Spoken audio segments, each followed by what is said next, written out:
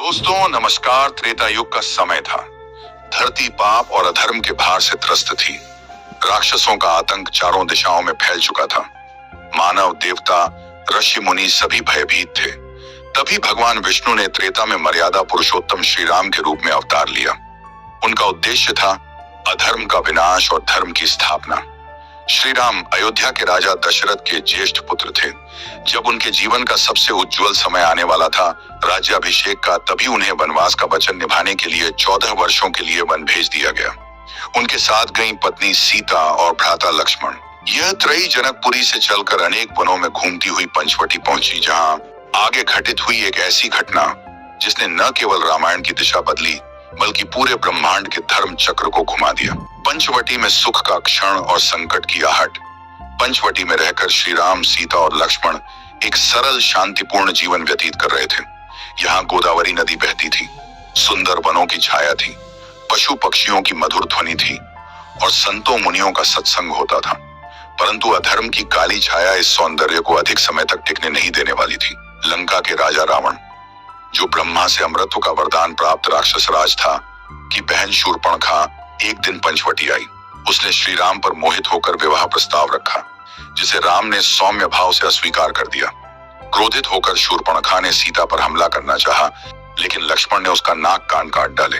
अपमानित शूर्पणखा क्रोध में भरकर लंका पहुंची और अपने भाई रावण को उकसाया। तेरी बहन का अपमान हुआ है, सीता अत्यंत सुंदर है, उसे तू छीन ला। रावण की अहंकारी दृष्टि अब सीता पर जा टिकी।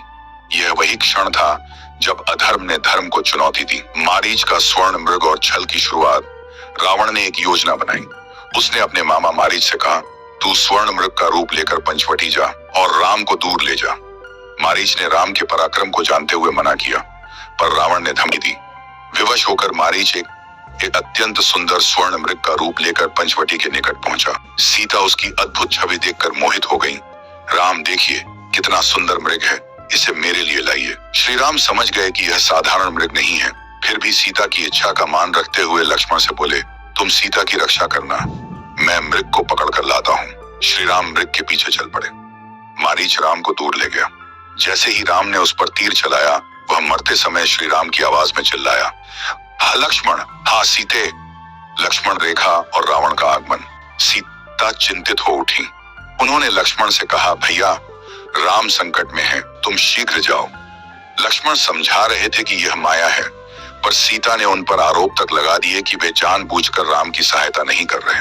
विवश होकर लक्ष्मण गए, पर जाते जाते उन्होंने एक सुरक्षा रेखा खींची, लक्ष्मण रेखा, और चेतावनी दी, देवी इस रेखा को पार मत करना, यह आपकी रक्षा करेगी।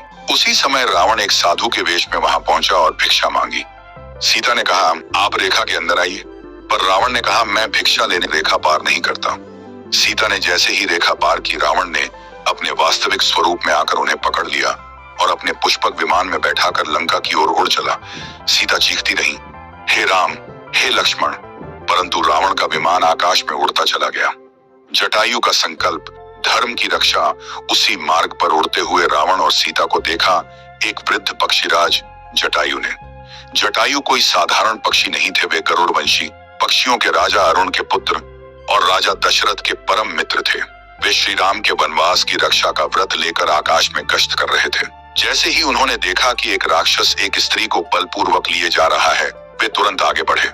उन्होंने रावण को ललकारा, अरे राक्षस, तू कौन है जो धर्म की मर्यादा को लांघ रहा है? रघुकुल की वधू को बलपूर्वक ले जा रहा है? मैं पक्षीराज जटायु हूँ और मैं तुझे यह अधर्म नहीं करने दूंगा।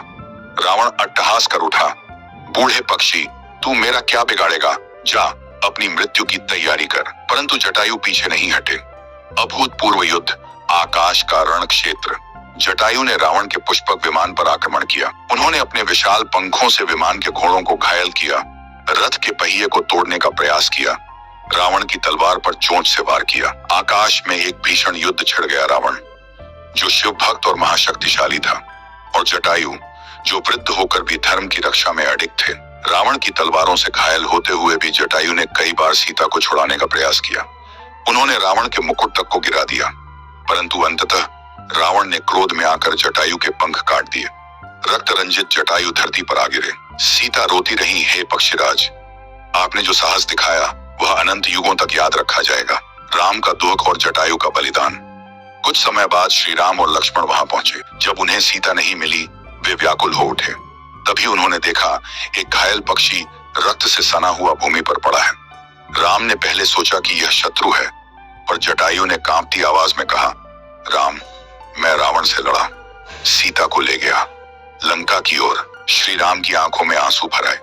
उन्होंने जटायु को अपनी गोद में लिया और कहा, आप मेरे पिता समान हैं, आपने मेरे लिए अपना जीवन दे दिया, यह बलिदान व्यर्थ नहीं जाएगा। राम ने स्वयं जटायु का अंतिम संस्कार किया, जैसे पुत्र अपने पिता का करता है। यह दर्शाता है कि धर्म की रक्षा करने वाले हर प्राणी को ईश्वर स्वयं सम्मान देते हैं। जटायु साहस का अमर प्रतीक। जटायु वृद्ध थे, वे जानते थे कि रावण को रोकना उनके लिए संभव नहीं, फिर भी उन्होंने हार नहीं मानी। क्यों? क्योंकि उनके भीतर धर्म का दीपक जल रहा था। वे जानते थे कि अधर्म को चुनौती देना ही सच्चा वीरता है, चाहे परिणाम कुछ भी हो। आज भी जब कोई व्यक्ति अन्याय के विरुद्ध खड़ा होता है, जब कोई निर्बल की रक्षा करता है, तो लोग कहते हैं, जटायु बनो। उपसंहार गाथा जो अमर है। रावण का सीता हरण केवल एक स्त्री के अपहरण की कथा नहीं है, वह अधर्म का स्वरूप है जो अपनी शक्ति के मद में अंधा हो जाता है। जटायु का बलिदान केवल एक पक्षी की वीरता नहीं, बल्कि यह संदेश है कि धर्म की रक्षा के लिए प्राण भी न्यौछावर करना पड़े तो पीछे नहीं हटना चाहिए। राम ने जटायु के बलिदान को भुलाया नहीं, उसी से उन्हें पता चला कि सीता लंका ले जाई गई है, और फिर प्रारंभ हुई वह लंका विजय यात्रा जो रावण के अंत पर जाकर समाप्त हुई। इस गाथा से हमें क्या सीख मिलती है? अधर्म चाहे कितना भी शक्तिशाली क्यों न हो, सत्य और धर्म की विजय निश्चित है। साहस का कोई आकार, आयु या सीमा नहीं होती।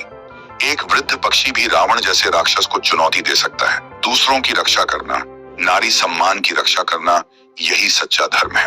यह थी गाथा उस वीर पक्षीराज की जिसने अकेले ही धर्म के लिए अपने प्राणों की आहुति दे दी। एक ऐसी गाथा जो युगों युगों तक मानवता को प्रेरणा देती रहेगी। रावण का सीता हरण और जटायु का बलिदान एक वीर गाथा सचमुच अमर है। दोस्तों, अगर आपको यह कथा प्रेरणादायक लगी हो तो वीडियो को लाइक करें और ऐसे ही पौराणिक और भावनात्मक प्रसंगों के लिए चैनल को सब्सक्राइब करना न भूलें। मिलते हैं अगली कहानी में, एक नए चरित्र, एक नई प्रेरणा के साथ। जय श्री राम।